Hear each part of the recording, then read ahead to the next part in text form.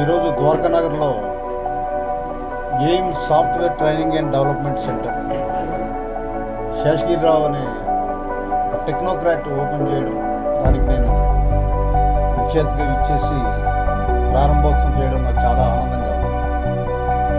ఎందుకంటే people like Seshagiri Rao, యంగెస్టర్ youth భవిష్యత్తు ఆశాజనకంగా ఉంటుందని చెప్పి ముందుకెళ్ళి ఆల్రెడీ ఆయన విజయం సాధించిన వ్యక్తి.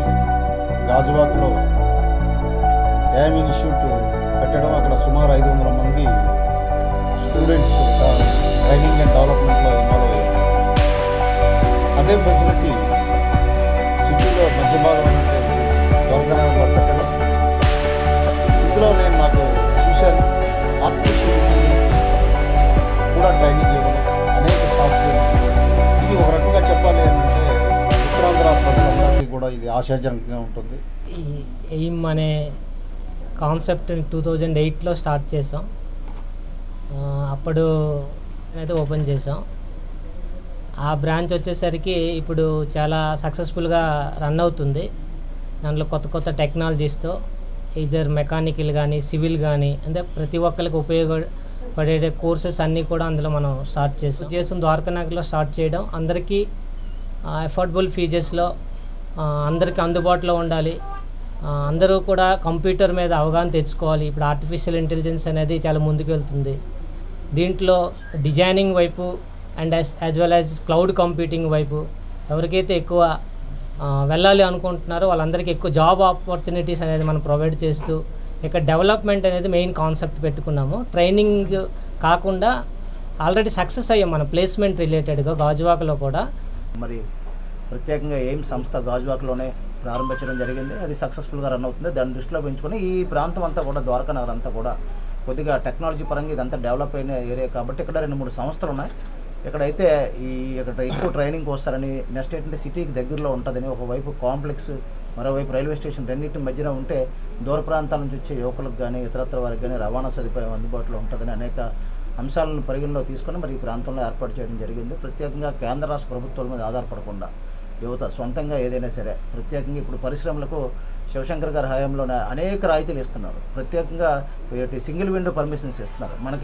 మనం రన్ చేయాలి, సక్సెస్ఫుల్గా రన్ చేయాలి, కానీ ఇమీడియట్గా గవర్నమెంట్ 21 డేస్లోనే అన్ని పర్మిషన్లు ఇచ్చి అనేక రాయితీలు ఇస్తుంది. కాబట్టి ఏంటంటే ఇటువంటి కార్యక్రమాల్లో మనమే 10 మందికి ఉపాధి ఇచ్చే అవకాశం. కాబట్టి ఏంటంటే అందులోనే ఇప్పుడు దేశవ్యాప్తంగా ప్రపంచవ్యాప్తంగా ఆర్టిఫిషియల్ ఇంటెలిజెన్స్ నడుస్తుంది. అటువంటి ఏఐలో ఇక్కడ మనం ట్రైనింగ్ ప్రోగ్రామ్ పెడితే చాలా ఎక్కువ డిమాండ్ ఉండే అవకాశం ఉంది. ఏది ఏమైనా సరే ఆహ్వానించగానే ఇచ్చేసినటువంటి పెద్దలు మరి మనందరికీ కూడా ఆయన ఎప్పటి నుంచో ఉన్నతాధికారిగా ఉన్నప్పటి నుంచి కూడా మా అందరికీ సుపరిచితులు. మరి ఈ ఊర్లో ఏ కార్యక్రమం చేసినా రాజకీయ నాయకులను కానీ ఎవరినైనా సరే ముఖం మీద ఉన్నట్టు చెప్పి తిట్టారే వ్యక్తి శివశంకర్ గారు. మాకు బాగా సుదీర్ఘకాలం అనుభవం. మరి ఆయన పదవీ విరమణ సభలో కూడా మేము రైల్వే ఇన్స్టిట్యూట్లో పెడితే ఆ రోజు కూడా మాకు ఆయన అక్షంతలు ఆశీర్వాదాలు తప్పలేదు. కాబట్టి ఏంటంటే అవన్నీ మనం హుందాగా తీసుకొని అవన్నీ కూడా ఆయన మన ఆశీస్సులుగా తీసుకుంటే మనందరికీ కూడా ఉజ్వల భవిష్యత్తుగా ఉంటుంది. ఎందుకంటే ఆయన ఒక అధికారిగా కూడా చాలా సక్సెస్ఫుల్గా ఎంతోమందికి శిక్షణ ఇచ్చి ఐఏఎస్ ఐపీఎస్లకు ఎలా తరఫేదినివ్వాలనేది ఎంతోమందిని ఆయనకున్న స్టేట్ వైడ్గా కూడా తెలుగు రాష్ట్రాల్లోనే అనేక మంది ఫ్యాన్స్ ఉన్నారు, ఫాలోవర్స్ ఉన్నారు, శిష్యులు ఉన్నారు.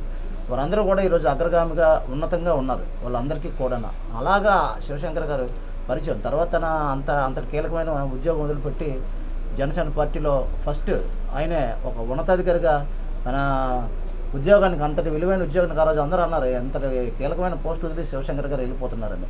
కానీ ఆ రోజు జనసేనకి అప్పుడు ఎవరూ లేరు, ఈరోజు అందరూ ఉన్నారు. అటువంటి టైంలోనే శివశంకర్ గారు తీసుకున్న స్టెప్ ఈరోజు ఫస్ట్ ఎలక్షన్స్లో కూడా ఆయన బాగా ఇప్పుడులాగే ఎక్స్పెక్ట్ చేశారు. నేను 2-3 సందర్భాల్లో ఇంటర్వ్యూలో మాట్లాడినప్పుడు, లేదు శ్రీనుబాబు, మనకి పార్టీ బలోపేతంగా నిర్మాణాత్మకంగా ప్రధానంగా ఈ సంస్థ బాగుండాలి, 10 మందికి చేయూతను అందించాలి, ఎక్కువ మంది అత్యున్నతమైన ఉద్యోగాలు పొందాలనేది నా ఆకాంక్షగా తెలియజేసుకుంటూ, మరి గతంలో కన్నా చూస్తే ఇప్పుడు జర్నలిస్టులు కూడా బాగా ఉపాధి రంగం పెరిగింది. పూర్వం మేము చేసినప్పుడు 97-98 అయితే 6-7 ప్రాంతానికి ఉండేవారు.